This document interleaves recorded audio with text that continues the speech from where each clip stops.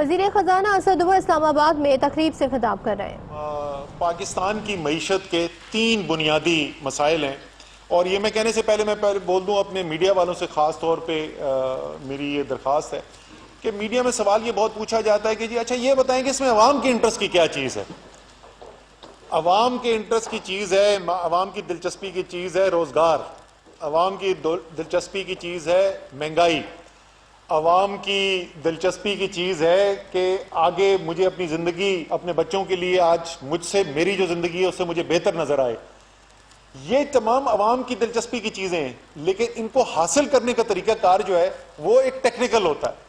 تو جب ایک مریض جاتا ہے وہ تو صرف شفا سے آتا ہے۔ اگر میرے کوئی جگر میں یا اگر میرے دل میں کوئی مرض ہے تو میں تو صرف یہ سمجھنا چاہتا ہوں کہ جی اچھا میرا یہ بتائیں یہ میرے ہارٹ اٹیک ہو رہا ہے تو میں ٹھیک کیسے ہونے کے بعد یہاں سے کیسے نکلوں گا، لیکن جو ڈاکٹر اس کے اوپر کام کرتا ہے وہ بڑا ٹیکنیکل کام کرتا ہے۔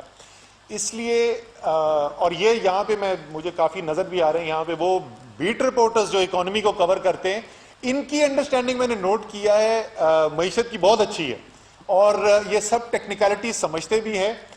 میرے خیال میں ایک سیشن ارینج کرنا چاہیے ان کو، اور اینکر جو ہیں ہماری ان کی آپس میں کچھ نشست ذرا زیادہ کروانی چاہیے تاکہ وہ بھی اچھے سوال پوچھنا سیکھیں، کیونکہ اگر ہم یہی پاکستان کی بیانیہ ہمارا میڈیا پہ چلتا رہے گا کہ اچھا یہ بتائیں کہ کل صبح کیا کر دیں گے، تو 70 سال گزر گئے، دنیا میں ملک ایک ایک کر کے ہم سے آگے چلتے گئے، اور ہم صرف یہی پوچھتے گئے کہ کل کیا کرنا ہے، کیونکہ ہم اس کام کو کرنے کے تیار نہیں ہیں جس کا فائدہ جو ہے آج سے 3 سال بعد، آج سے 5 سال بعد، آج سے 20 سال بعد اور آج سے 30 سال بعد نظر آئے۔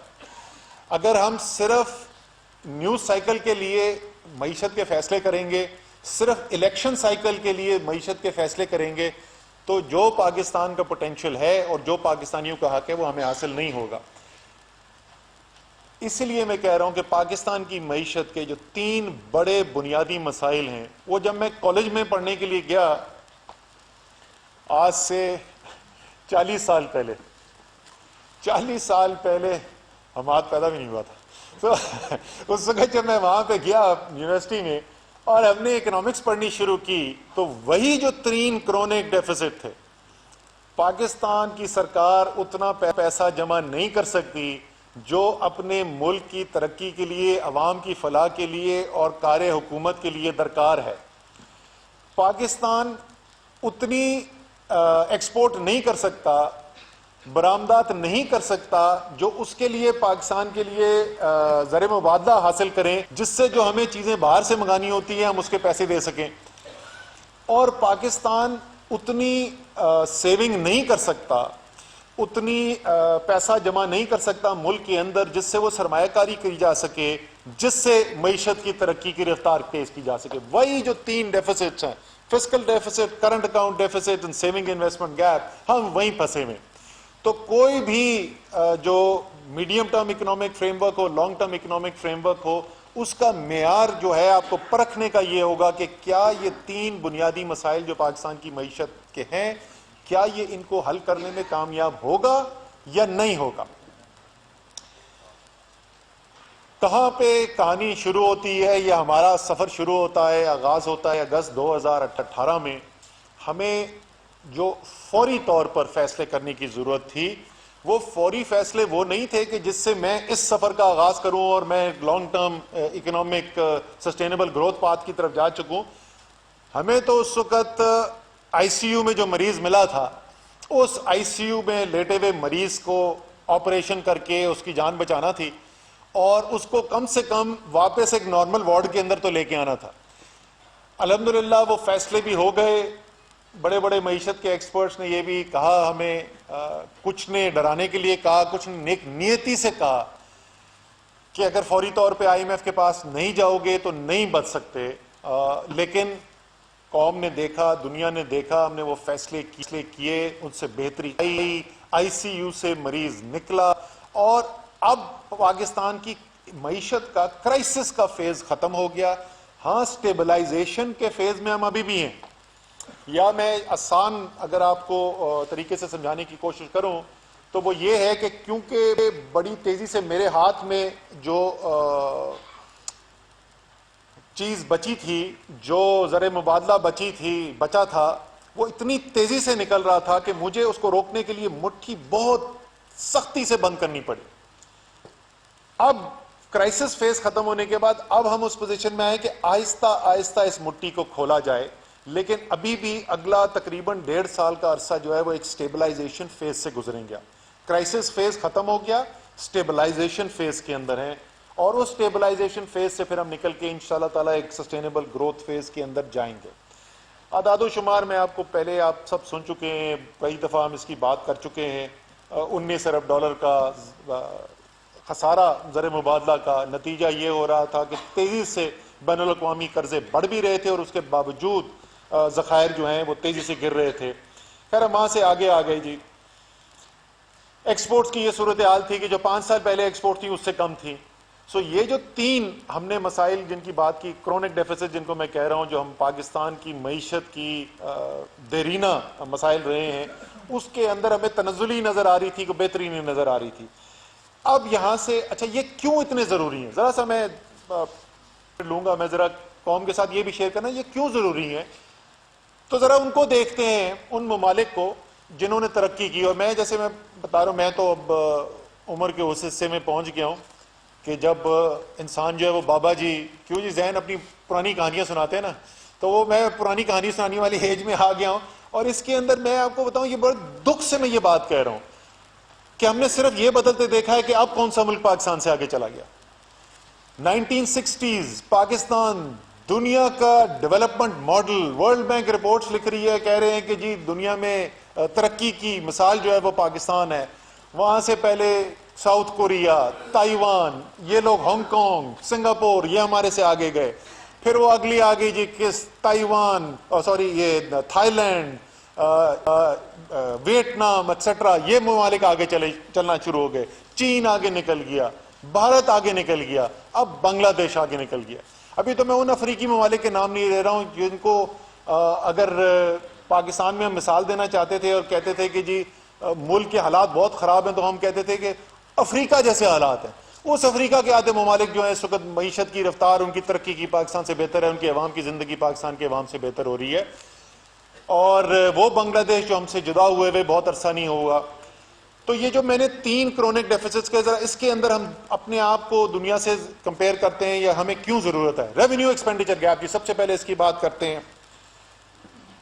اس وقت صورتحال یہ ہے کہ حکومت پاکستان جو ہے وہ جو اپنا اس نے پیسہ خرچ کرنا ہے کار حکومت چلانے کے لیے، اس کے لیے اس کو پیسہ جو چاہیے وہ تو دور کی بات، جو ملک کے دفاع کے لیے پیسہ چاہیے وہ دور کی بات، جو پیسہ آپ کو چاہیے اس کے لیے ترقی کے لیے، ترقیاتی ایکسپینڈیچر کے لیے، وہ دور کی بات۔ اس وقت صورتحال یہ ہے کہ ہم قرضے صرف پرانے قرضے واپس لینے کے لیے نہیں لے رہے، ہم سود ادا کرنے کے لیے قرضے لے رہے ہیں۔ وہ ٹیکنیکل ٹرمینالوجی میں اس کو کہتے ہیں جی پرائمری ڈیفیسٹ۔ ہمارا پرائمری ڈیفیسٹ نیگیٹو ہوا ہے، پچھلے سال -2.2 تھا، اور یعنی اس کا مطلب کہ آپ نے 2.2% معیشت کے برابر سود جو ہے، اور 2.2% ہو گیا جی تقریباً آپ کا 800 ارب روپے سے زیادہ، 800 ارب روپے سے زیادہ آپ نے قرضے لیے سود کی ادائیگی کے لیے۔ خطرناک حد جو ہے کہنا اس کو، یہ خطرناک حد سے بھی آگے چلے گئے۔ جہانزیب خان کے وہ جہانزیب خان نظر آ رہے ہیں، جہانزیب خان ساری پاکستان کی نظریں آپ کے اوپر ہیں۔ ایف بی آئی ٹھیک نہیں ہوگا تو یہ مسئلہ ٹھیک نہیں ہونا، لیکن ابھی ہم بات کرتے ہیں کہ ہم کیا کیا کرنے کے لیے جا رہے ہیں۔ اسی طریقے سے ایکسپورٹ امپورٹ گیپ، یہ دنیا جو ہے ایک عالمی منڈی، دنیا ایک ہو گئی ہے، آپ دیواریں کھڑی کر کے دنیا کو سے باہر نہیں رہ سکتے۔ پاکستان کی معیشت کے حجم کا 13.5% جو ہے 2003 میں وہ ہماری برآمدات ہوتی تھی، 2003 میں 13.5% ہوتی تھی، پچھلے سال وہ 8% تھی۔ ترقی کرنے کے بجائے تنزلی کے اوپر ہم جا رہے ہیں، اور وہی نتیجہ ہے کہ جو آپ کو نظر آ رہا ہے، جو کرنٹ اکاؤنٹ کا ڈیفیسٹ 19 ارب ڈالر کا خسارہ پچھلے سال ہوا، جس کی وجہ سے آپ کو بین الاقوامی قرضے لینے پڑتے ہیں۔ یہی وجہ ہے کہ آپ کو بار بار IMF کے پاس واپس جانا پڑتا ہے، آپ دوست ممالک کے پاس جاتے ہیں، ہر ایک سے مدد مانگ رہے ہوتے ہیں۔ اور یہ اس ملک کے اندر جہاں انوار اللہ کاکڑ جس صوبے سے تعلق رکھتے ہیں بلوچستان، صرف وہاں کے معدنی ہم نے ذخائر کا ٹھیک استعمال کر لیا ہوتا تو کوئی وجہ نہیں تھی کہ آج جو ہے ہم کھڑے ہوتے یہ IMF کے سامنے اور دوسرے ممالک کے سامنے۔ دوسرے ممالک کیا کریں؟ بنگلہ دیش، پھر میں وہی بتا رہا ہوں، بنگلہ دیش جس کی ایکسپورٹ ہم سے کم تھی جس وقت ہم سے الگ ہوا، ان کی معیشت کا 15% ہے ایکسپورٹ، انڈیا کا 19% ہے، ترکی کا 25% ہے، ویتنام کا 102% ہے۔ یعنی بنگلہ دیش ہم سے تقریباً 2 گنا زیادہ ہے، انڈیا 2.5 گنا زیادہ ہے، اور ترکی 3 گنا زیادہ ہے۔ یہاں پر ہمیں پہنچنے کی ضرورت ہے۔ تیسری بڑی جو گیپ جس کی میں نے آپ سے ذکر کیا تھا وہ یہ ہے کہ ہماری سیونگز ہی نہیں ہے۔ اس ملک کے اندر سیونگز ریٹ جو ہے وہ دنیا کے کم ترین سیونگز ریٹ ہے۔ آپ پیسہ بچائیں گے، اس پیسے کو بچا کر اس سے سرمایہ کاری کریں گے تو معیشت آگے بڑھے گی۔ پاکستان کا نیشنل سیونگ ریٹ جو ہے وہ لاسٹ ایئر پچھلے سال تقریباً 10% تھا، 10 سے 11% تھا۔ پاکستان کے مقابلے میں انڈیا، بنگلہ دیش، ویتنام، ان سب کا سیونگ ریٹ تقریباً 30%، انڈیا کا تقریباً 35% ہوتا تھا، چائنا کا پیک کے اوپر 45% تھا۔ یہ جو دنیا میں اتنی تیزی سے چین اور انڈیا نے ترقی کی، وجہ یہ ہے کہ ان کے سیونگز ریٹ زیادہ تھے، اس لیے وہ سرمایہ کاری زیادہ کر سکتے تھے۔ اسی طریقے سے سرمایہ کاری اگر آپ دیکھیں تو پاکستان کی جو سرمایہ کاری ہے وہ پچھلے سال 15% تھی GDP کی، جبکہ ویتنام، بنگلہ دیش، چائنا، انڈیا ان سب کی 30% سے زیادہ تھی، 30% یا اس سے زیادہ۔ 15% صرف سرمایہ کاری جو ان ممالک سے کم ہے وہ بھی ہم فائنینس نہیں کر سکتے کیونکہ ہماری سیونگ اتنی کم ہے۔ امپورٹ کر کے کیپٹل قرضے لے کے اس کو فائنینس کرنے کی کوشش کرتے ہیں اور پھر واپس ہر 3-4 سال 5 سال کے بعد IMF کے پاس پہنچ جاتے ہیں۔ ان چیزوں کو جب تک آپ ٹھیک نہیں کریں گے، اور میں پھر ایمفسائز کروں گا، میں یہ چاہتا ہوں کہ جتنا میڈیا ہے، جتنے رپورٹرز ہیں جو نیوز لکھتے ہیں، جتنے ٹی وی پہ اینکر ہیں، ان کو ہر معیشت کا جو ذمہ دار ہے، اسد عمر ہوں، حماد اظہر ہوں، باقی جو کوئی بھی ہوں، وہ جب بھی ہم سامنے آئیں تو ہم سے سوال یہ پوچھیں گے اچھا یہ بتائیں کہ یہ جو 3 بنیادی پیرائے ہیں پاکستان کے، آپ کیا آج فیصلے کر رہے ہیں جو آج سے 2 سال بعد اور 5 سال بعد اس سے بہتر صورتحال ہوگی جو آج ہے؟ کیونکہ اگر اس کا جواب میں نہیں دے سکتے تو اس کا مطلب ہم کسی بہتری کی طرف نہیں جا رہے۔ ہاں آج کا مسئلے حل کرنے کے لیے کوئی فیصلے کر سکتے ہیں کہ تھوڑی سی بہتری آ جائے، لیکن آپ ایک مستقل بنیاد کے اوپر بہتری نہیں دے سکتے۔ کیا کرنے کی ضرورت ہے جی؟ اس ڈاکیومنٹ کے اندر ہم نے کیا لکھا بھائی؟ یہ بنیادی جو مسائل ہیں ان کے حل کے لیے سب سے پہلے جی ٹیکس ریفارم کے اوپر آ جائے۔ ٹیکس ریفارم کے اوپر 3-4 بنیادی چیزیں ہیں جن کے اوپر ہمارا ایمفسس ہے۔ ایک تو ایڈمنسٹریشن اور پالیسی کا ڈفرنس کرنا بہت ضروری ہے۔ کیوں ضروری ہے؟ اور یہ ہماری آنکھوں کے سامنے ہوا ہے پچھلے 20 سال کے اندر، جب تمام آپ کا فوکس ریونیو جنریشن ہو گیا اور ریونیو جنریشن کے تمام جو ہے ideas generation, thinking capacity, analytical capacity FBR کے پاس آ گئی۔ FBR کی تو جو ایویلیویشن ہے، جہانزیب خان سے تو کسی نے نہیں پوچھا کہ یار پوچھنا کہ آپ کی ایکسپورٹس کتنی ہیں، ان سے تو کوئی نہیں آگے پوچھے گا کہ انویسٹمنٹ ٹو GDP ریشو کیا ہے، ان سے تو کسی نے نہیں پوچھنا سیونگ ٹو انویسٹمنٹ ریشو کیا ہے، ان سے تو صرف یہ پوچھا جائے گا بھائی FBR کے ریونیو کتنے آئے۔ آپ نے FBR کے ریونیو کو پرائمیسی کر کے آپ نے معیشت کی ترقی کی رفتار کو کمپرومائز کر دیا۔ نتیجہ یہ نکلا کہ آپ کو اینڈ میں نہ ریونیو گروتھ ملی اور نہ آپ کی معیشت نے ترقی کی، کیونکہ معیشت ترقی کرے گی تو اس سے ریونیو بڑھیں گے۔ شارٹ ٹرم کے اندر آپ کر سکتے ہیں چیزیں، ڈنڈے مار کے آپ پیسے جمع کر سکتے ہیں، لیکن جب تک آپ کا ہائی گروتھ انوائرمنٹ نہیں آئے گا آپ کی سسٹینیبل ریونیو گروتھ نہیں ہو سکتی۔ اس کے لیے ہم نے فیصلہ کر دیا ٹیکس پالیسی یونٹ الگ بن رہا ہے، ایکسپرٹ جو ہیں اس کے اندر لائے جا رہے ہیں۔ دوسرا جو ہے دنیا اس وقت جا رہی ہے آرٹیفیشل انٹیلیجنس کی دنیا ہے، ڈیٹا انالیٹکس کی، بگ ڈیٹا کی دنیا ہے۔ ٹیکنالوجی کا استعمال جب تک آپ نہیں کریں گے، پرال اس کی مین اینٹی ہے جو FBR کی، جس کے پاس یہ ٹیکنالوجی کی ذمہ داری ہے۔ سرکاری افسران FBR کے افسران جو ہیں اس کے بورڈ پہ ہوتے تھے ہمیشہ، ہم نے اس کو پرائیویٹ سیکٹر لیڈ بورڈ بنایا ہے، ٹیکنالوجی بیک گراؤنڈ کے لوگوں کو وہاں پہ انڈکٹ کیا ہے، نادرا کے ساتھ ان کا کنیکشن کیا ہے، قانون میں ترامیم کی ہیں تاکہ ڈیٹا جو ہے وہ لے کر نادرا کے ساتھ بھی شیئر کیا جا چکا ہے، ورلڈ بینک کے ساتھ شیئر کیا جا چکا ہے، دنیا کے گلوبل ایکسپرٹس کے ساتھ شیئر کر کے ماڈرن میتھڈز استعمال کر کے، صرف لٹھ مار طریقے سے نہیں آپ کے ریونیو سسٹم ریفارم ہونا۔ تیسری چیز جو ہے وہ انفورسمنٹ کیپیسٹی کی انہینسمنٹ ہے۔ یہ معذرت کے ساتھ سارے میرے دوست جو بھی ملتا ہے وہ سب کہتے ہیں جی ٹیکس تو سب دینا چاہتے ہیں، معذرت کے ساتھ ٹیکس کوئی بھی نہیں دینا چاہتا. اور یہ میں صرف پاکستان کی بات نہیں کر رہا، یہ میں دنیا کی بات کر رہا ہوں. ٹیکس اس لیے دیتے ہیں لوگوں کو، وہ امریکہ میں کہتے ہیں جی کہ دو چیزوں سے کوئی بھاگ نہیں سکتا، ایک موت ہے، دوسرا ان کی انٹرنل ریونیو سروس جو ہماری ایف بی آر کے متبادل ہے. ان دو چیزوں سے کوئی بھاگ نہیں سکتا. تو ہم نے جب تک انفورسمنٹ میکنزم نہیں کیا، اس کا صرف ریونیو جنریشن کا مسئلہ نہیں ہے، اس کی وجہ سے جو ملک میں اچھے کاروبار کرنے والے ہیں، جو انوویشن کرنے والے ہیں، جو رسک ٹیکر بزنس مین ہیں، وہ پنپ نہیں سک رہے، کیونکہ زیادہ پیسہ آپ چوری کر کے بنا سکتے ہیں، آپ ٹیکس کی چوری کر کے، سیلز ٹیکس اوائڈ کر کے بنا سکتے ہیں بنسبت یہ اچھے اچھے کام کرنے کے. تو سارے جو بہترین ذہن ہیں وہ اس پہ لگے ہوئے کہ سیلز ٹیکس کس طریقے سے چھپایا جائے، بجائے کہ اس پہ کہ میں اپنی پروڈکٹس کیسے بہتر کروں اور انٹرنیشنل مارکیٹس میں اپنے برانڈز کیسے انٹروڈیوس کروں. دونوں طریقوں سے یہ امپورٹنٹ ہے. سو انفورسمنٹ کیپیسٹی انہانس کرنی پڑے گی.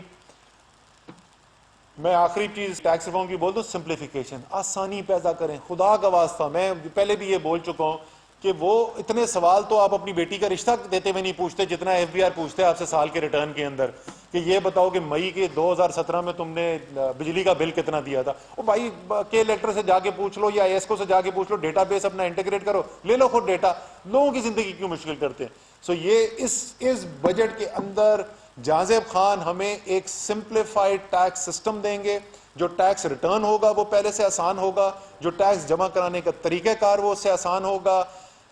اردو کے اندر انسٹرکشنز لوگوں کو، عوام کو اویلیبل ہوں گی، ویب سائٹ پہ ہوں گی، درازوں کے اندر چھپا کے نہیں رکھے جائیں گے کہ ایک افسر کے بعد جاؤ تو وہ بتائے گا کہ کس طریقے سے کرنا ہے. ٹرانسپیرنسی کریٹ کرنی ہے. لیکن میں یہ انہانسنگ انفورسمنٹ کیپیسٹی، یہ انفورسمنٹ کیپیسٹی کا یہ بھی بولوں، یہ اس لیے بھی ضروری ہے کہ اب تقریباً فیصلہ ہو ہی گیا کہ جی ایسے ڈکلیریشن اسکیم ہم نے ایک لے کے آنی ہے، کیونکہ تمام پاکستان میں لوگ ہمیں یہی صبح سے لے کے شام تک یہ بتاتے ہیں کہ یار لوگوں کو اب سمجھ میں آ گئی ہے کہ نئے طریقے سے کام کرنا پڑے گا. لیکن دیکھیں نا، پہلے تو 70 سال پاکستان ایسے نہیں چلتا تھا، تو آپ لوگوں کو ایک موقع تو دیں.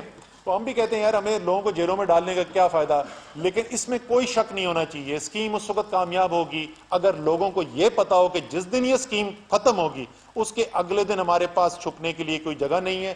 میں بھی اس کی تفصیل میں نہیں جاؤں گا، میں اگلے ہفتے اس کی تفصیل بتاؤں گا. ہمارے پاس بیرونی ملک سے انفارمیشن لینے کی ذرائع بہت بہتر ہو گئے.